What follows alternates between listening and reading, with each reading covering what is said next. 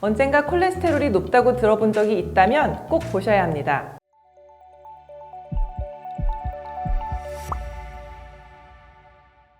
복용할 것인가 말 것인가 그것이 문제로다. 고지혈증 약 먹어도 될까요? 안녕하세요. 티키타카 심장TV 서울하트내과 박효은 원장입니다. 오늘은 고지혈증에 대해서 이야기해 보려고 하는데요. 대한민국 성인 4명 중 1명이 갖고 있는 질환 고콜레스테롤 혈증, 고지혈증이라고도 하죠. 현재 고지혈증의 유병률은 꾸준히 증가하는 추세로 남성이 24%, 여성이 31%에서 가지고 있는 질환이지만 아직도 10명 중 4명의 환자분들은 필요한 약을 복용하지 않고 지낸다고 합니다. 고지혈증은 심장혈관 질환, 부정맥, 심부전 등에서 아주 중요한 위험인자로 반드시 철저하게 조절해야 하는 질환입니다. 오늘은 누가, 왜, 언제부터 고지혈증 약을 먹어야 하는지 한번 이야기를 해보려고 하는데요. 환자분들이 진료실에서 정말 많이 물어보시는 질문들 위주로 준비를 했습니다. 고지혈증이란 우리 몸속에 콜레스테롤이라고 하는 지질 성분이 많은 것을 의미하는데요. 병원에서 피검사를 하시게 되면 보통 수치 4가지를 받게 되십니다. 총콜레스테롤, 중성지방, 그리고 좋은 콜레스테롤로 알려져 있는 HDL 콜레스테롤, 그리고 가장 중요하기도 하고 나쁜 콜레스테롤이라고도 불리는 LDL 콜레스테롤 4가지가 되는데요. 보통 LDL 수치는 총콜레스테롤, 중성지방과 HDL 콜레스테롤 수치를 측정한 값을 이용해서 계산을 해서 얻게 되지만 중성지방 수치가 지나치게 높은 경우에는 정확한 값을 얻을 수 없기 때문에 직접 측정을 하는 방법을 이용하게 됩니다. 이 LDL 콜레스테롤은 나쁜 콜레스테롤이라고도 알려져 있는데 동맥경화증의 주범으로서 쌓이면 쌓일수록 심근경색, 뇌경색, 다리혈관 협착 등 다양한 혈관 질환을 유발하게 됩니다. 현재 나와 있는 고지혈증 약들의 대부분이 이런 LDL 콜레스테롤을 낮추는 작용을 하고 있어요. 중성지방 또한 나쁜 콜레스테롤 중에 하나로 수치가 매우 높은 경우에는 약물 치료를 통해 조절을 하게 됩니다. 특히 음주량이 많거나 비만한 경우에 혹은 탄수화물 섭취량이 많은 경우에 높아지기 때문에 중성지방은 특히나 식습관의 개선이 아주 중요합니다. HDL 콜레스테롤은 일명 좋은 콜레스테롤로 잘 알려져 있는데 혈관 내 콜레스테롤을 간으로 이동시켜서 저장해주는 역할을 하게 되고 좋은 콜레스테롤이 부족한 경우에는 여러 가지 혈관 질환의 위험도가 올라간다고 되어 있어서 이 경우를 이상지질혈증이라고 부르기도 합니다. 여성들은 폐경이 되고 나면 체중이 늘고 콜레스테롤 수치가 많이 오르는 경향이 있고요. 고지혈증은 증상이 전혀 없기 때문에 환자분이 사실상 불편감이 있어서 검사를 받게 되는 경우보다는 우연히 건강검진을 통해서 혹은 다른 검사를 하면서 우연히 알게 되는 경우가 많습니다. 고지혈증은 100%라고 할 수는 없지만 일부에서 가족성을 가지는 경우도 있는데 가족성 고콜레스테롤 혈증이라는 질환도 있고요. 가족 간에는 유전자뿐만 아니라 식사 습관이라든지 운동 습관 같은 생활 습관들을 공유를 하기 때문에 가족력상 고지혈증으로 약을 드시는 분들이 많다면 성인이 되었을 때는 한 번 정도는 고지혈증 확인을 위해서 피검사를 받아보시는 것을 권유합니다.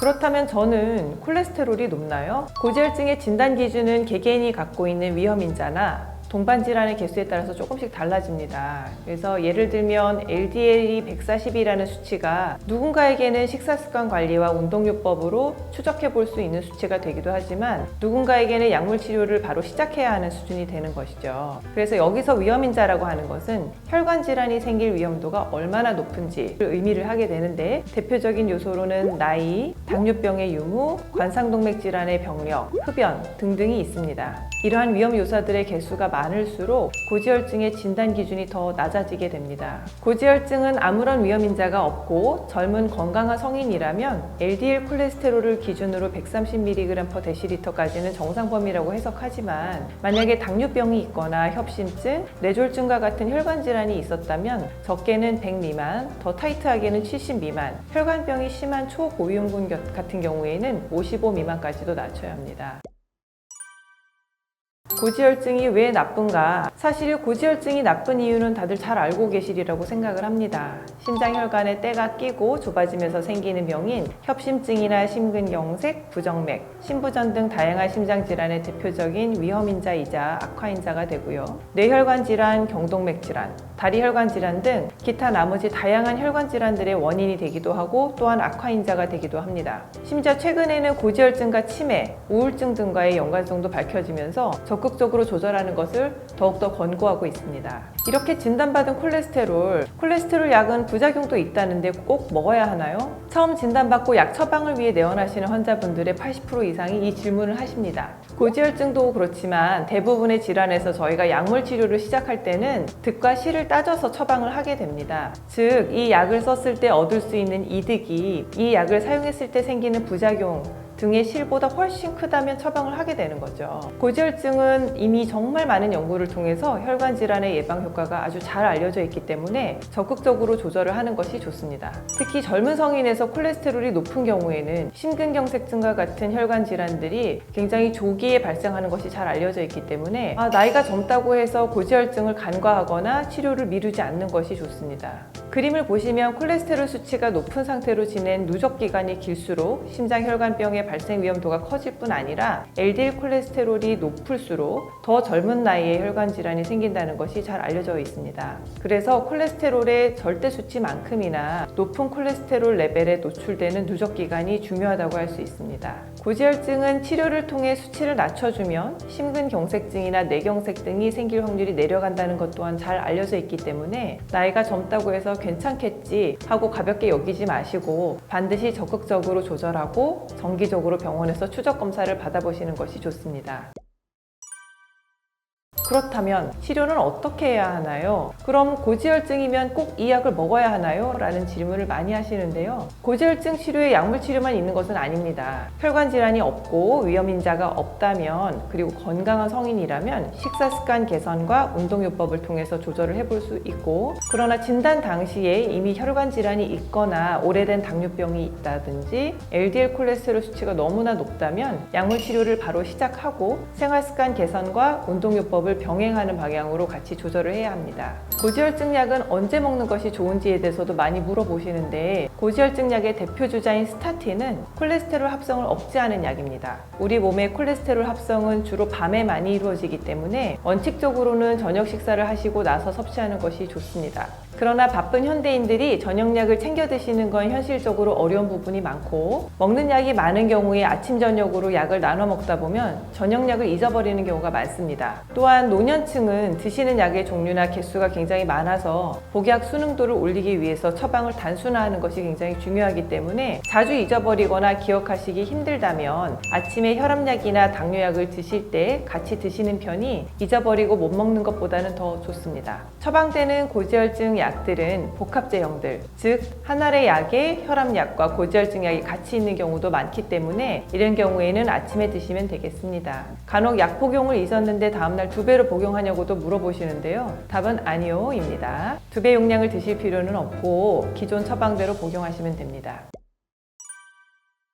콜레스테롤이 높아요. 어떻게 먹어야 하나요? 이런 질문도 정말 많이 하시는데요. 저희가 영양학적으로 혹은 교과서적으로 섭취해야 할 적정 칼로리와 비율은 사실 이미 너무 잘 알려져 있고 학회마다 권고 지침도 다 제시되어 있지만 현실 속에서 사실 비율대로 계산해서 챙겨 먹는 것은 정말 쉽지 않습니다. 저 같아도 사실은 먹을 때마다 이걸 계산해서 먹고 있지는 않기 때문에 정말 챙겨 먹는 것은 어렵거든요. 저는 환자분들께 설명할 때는 트랜스지방이 많은 가공육 같은 식품 섭취를 줄이고 빵이나 면, 떡과 같은 탄수화물의 섭취를 지금 드시는 양보다는 반 정도로 줄여보시도록 설명을 주로 해드립니다. 조리를 할 때도 고기의 기름기를 제거하거나 닭의 껍질을 벗겨서 섭취하는 등 조금만 신경 쓰면 콜레스테롤 섭취를 조금 더 줄일 수 있습니다. 식사 못지않게 중요한 부분이 운동 관리인데 매일 규칙적으로 운동을 함으로써 에너지 소모를 늘리고 체내 지방을 연소시켜서 체중 조절과 콜레스테롤 수치 개선 효과를 볼 수 있습니다. 운동은 매일 30분 유산소 운동과 30분 근력 운동을 병행하시도록 설명을 해드리는데요. 술은 되도록 안 드시는 것이 당연히 좋고요. 꼭 드시고 싶다면 하루에 1잔에서 2잔 정도로만 반드시 조절해서 드셔야 합니다. 여러 가지 다양한 음료보다는 물, 생수가 더 좋습니다. 이제 정말 많이 물어보시는 질문인데 콜레스테롤 약 부작용은 없나요? 라고 많이 물어보시거든요. 고지혈증 치료제의 대표 주자는 스타틴이라고 하는 약물로 LDL 콜레스테롤을 낮추는 기본 치료제입니다. 간에서 콜레스테롤의 합성을 억제하기 때문에 LDL 콜레스테롤을 줄여주는 효과가 있는데요. 부작용으로는 드물지만 간 수치가 조금 오른다든지 근육통이 생긴다든지 혈당이 약간 오를 수 있습니다. 스타틴을 복용하고 다른 이유가 없이 간 수치가 오르면서 그 수치가 3배 이상 많이 오른다면 약을 중단하기도 합니다. 근육통은 관절통이 아니라 근육 여기저기 위주로, 큰 근육들 위주로 몸살을 앓듯이 아픈 통증이 생기는데, 사실은 근손상까지 발생하는 경우는 10만 명 중에 1명 정도로 굉장히 드물기 때문에 환자분들이 말씀하시는 증상의 대부분은 스타틴 때문이 아닌 경우가 훨씬 많습니다. 약을 복용하고 근육통이 있다면 담당 의사 선생님과 상의하여 약을 변경하거나 용량을 조절해 보시면 될 것 같고요. 스타틴을 장기간 복용하는 경우에 혈당 상승으로 인해 당뇨가 생긴다는 보고가 일부 있지만 혈당이 오르는 폭이 크지 않고 일부 고위험군에서 해당하는 부작용이기 때문에 스타틴 사용으로 얻는 이득이 훨씬 큽니다. 따라서 약을 복용하시면서 정기적인 피 검사를 통해 추적을 하는 방향이 훨씬 좋습니다.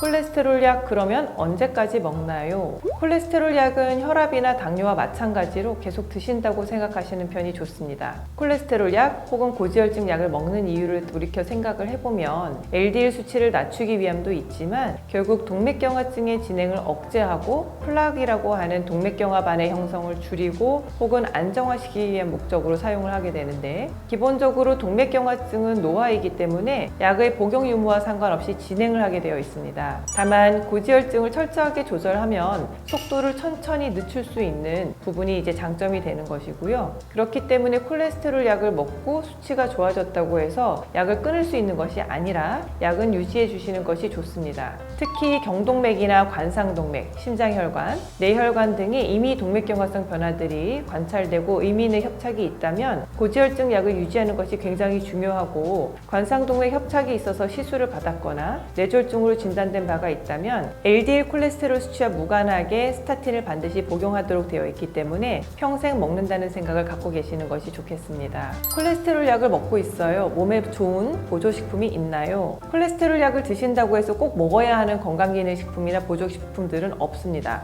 처방대로만 약을 잘 드시고 담당 의사 선생님이 설명해 주시는 대로 지침을 잘 따라주시면 됩니다. 이게 과도한 건강기능식품을 섭취하면서 오히려 간에 부담을 주게 되고 정작 필요한 약을 끊어야 하는 경우가 꽤 생기기 때문에 불필요하게 식품을 많이 섭취하는 것은 지양하시는 것이 좋습니다.